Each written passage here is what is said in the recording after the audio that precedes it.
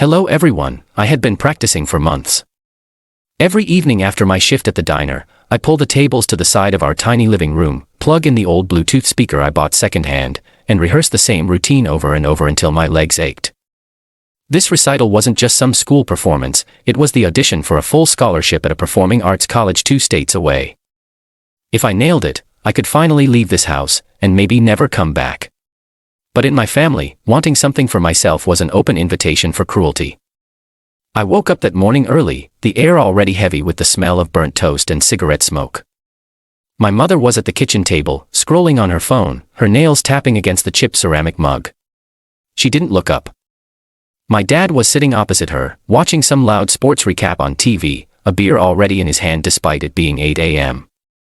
"You're up early," Mom muttered without interest.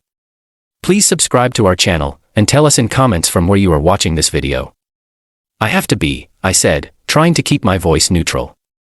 "The recital is today." That made Dad look over. Not with pride, never pride, but with that half smirk that meant he was already winding up for something cruel. "Oh right, your little twirling," he said. "You gonna spin around like a wind-up doll for people who don't even know your name?" "It's an audition, Dad," I corrected. "If I get an if," he cut me off sharply, "don't waste our time talking about things that aren't gonna happen." Mom laughed under her breath like his words were just common sense. I bit down on mine. The only way to survive in this house was to keep moving and keep your mouth shut. I made myself a piece of toast, and went back to my room.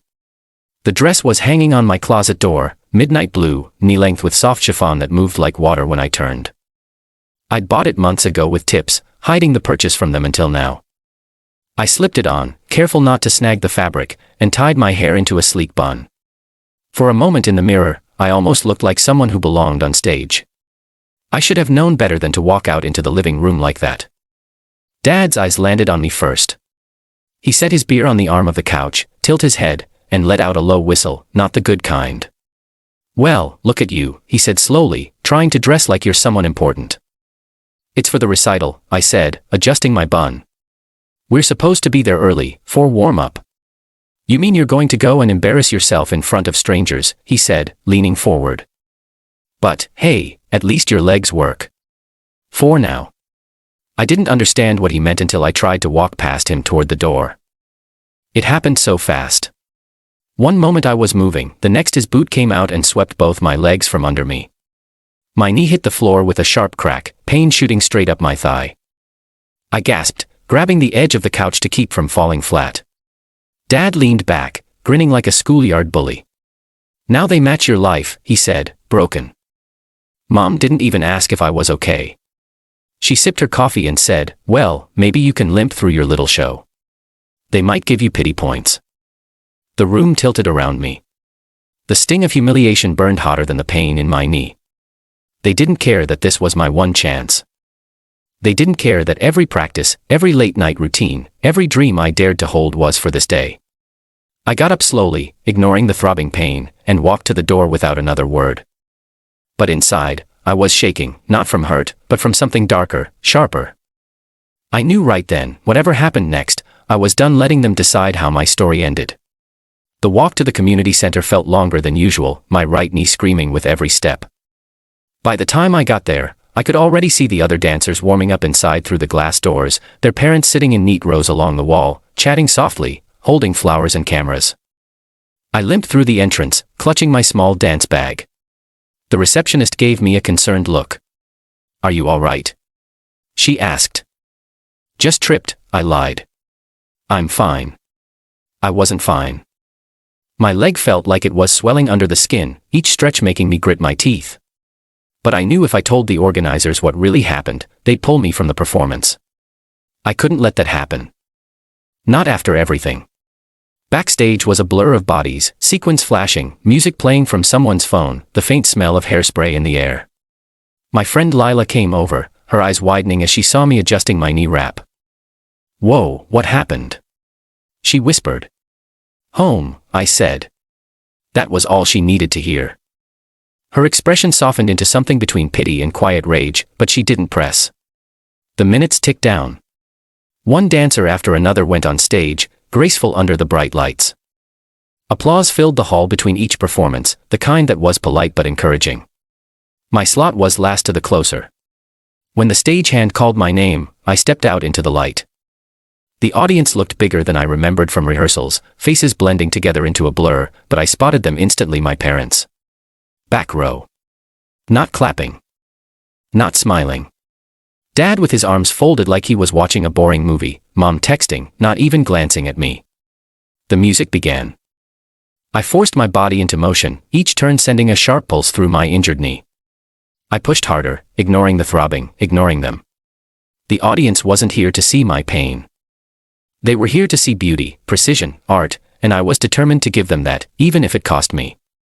Halfway through, the pain spiked so sharply, I nearly lost my footing. The gasp from the crowd cut through the music. I steadied myself, pushing forward until the last note rang out. My final pose felt like it lasted forever. My knee trembling. My chest heaving. The applause came. Loud. Stronger than I expected. Some people even stood. I bowed, swallowing the ache in my throat. But then I heard it. Dad's voice. Just loud enough to carry across the hall. Guess the limp was part of the act. A few people turned toward the sound. My face burned. Mom laughed beside him, shaking her head like I was some pitiful thing to be mocked. I held my bow a moment longer, then walked off stage as calmly as I could. Back in the dressing room. I sat on the bench, staring at my reflection in the mirror. Sweat clung to my temples, my lipstick slightly smudged. I didn't see a failure. I saw someone who had survived the first strike, and was still standing. Barely but standing. The scholarship judge came in, a tall woman with silver hair and a clipboard. She smiled warmly. "You have beautiful technique," she said, "but I can tell you were in pain. If you'd like to reschedule for a private audition, I'll make sure you get one." Her kindness almost undid me. I thanked her, voice tight, and nodded. She left me with a business card. When I walked out of the center, the sun was already setting. My parents were leaning against the car, waiting. I approached slowly, still clutching my bag. "Well," Dad said, "that was something. Guess you proved me wrong. You can still dance, even with a busted leg." "Not well, but still." Mom smirked. "Good thing you don't have to worry about that college, now. Saves us all some trouble." That's when it clicked. They wanted me to fail. They had always wanted me to fail. Not because they didn't believe in me, but because they needed me to stay small, to stay home, to stay under their control. I got in the back seat without a word, but my mind wasn't on their insults anymore. It was on the card in my bag, and on a new plan that had started forming the second I realized this wasn't about dancing anymore. This was about never letting them see me broken again. 2 weeks passed before I saw them again. Not because they were busy, but because I made sure to disappear into the spaces they never thought I'd fit. The scholarship judge's card wasn't just a courtesy. I called her the morning after the recital, my voice steady, my tone calm. She arranged for me to meet her at a private studio, 2 towns over. No audience. No whispers from the back row. No laughter from the people who'd built their joy on my humiliation. I poured myself into that performance. Every turn was sharper. Every landing more precise. Every expression more raw. The silver-haired judge didn't clap when I finished. She stood and walked toward me like she was looking at something rare. "You're in," she said simply. I didn't ask about the tuition. I didn't need to. But my plan wasn't just to leave. Leaving would give them the satisfaction of thinking they'd finally gotten rid of me. No. I wanted them to watch me walk away on the legs my father tried to take from me, and know they'd never get close enough to hurt me again. I started small, quiet. At home, I became impossible to read. No reaction to the digs. No flinches when Dad muttered, "Guess you're limping for attention now." No anger when Mom told relatives on speakerphone, "She's just wasting her time with all this dance nonsense." I moved my important things out of the house piece by piece. My costumes, my savings jar, even my framed childhood photo from under the TV all gone before they realized. They didn't notice. They never did. Then came the night I was waiting for the dinner with their friends. The important people they were always desperate to impress. I dressed neatly. Not for them, but for the part one needed to play. Halfway through the meal, Dad smirked across the table. So, are you done with your little hobby yet? Or should we start looking for wheelchairs in advance? The table laughed politely, unsure if it was a joke or just cruelty. I smiled. Actually, I got into a full scholarship program. I'm moving next week. Silence. Forks paused midair. Mom's smile cracked into something jagged. A scholarship. For you. Yeah, I said. They called me exceptional. Guess they didn't see the waste of time you've been talking about. I let that hang in the air before pulling a small envelope from my bag. Inside was a copy of my acceptance letter and an invitation to my first national competition, one they could only attend if they purchased VIP tickets months in advance. I slid it across the table. Front row seats, I said softly. If you can afford them. Dad's jaw tightened. You think you're better than us now? No, I said, leaning forward just enough so they had to hear me. I know I am. I stood, thanked their friends for dinner and walked out. That night, I didn't go home. I went to Lila's where my packed bags were already waiting. They called, they texted. The first messages were angry, then desperate, then silent. Months later, at that national competition, I saw them again. They hadn't bought the front row tickets. They stood at the very back of the auditorium, far enough that they couldn't touch the moment. I danced anyway, every movement deliberate, every step a reminder. When the standing ovation came, I didn't look at the crowd. I looked straight at them.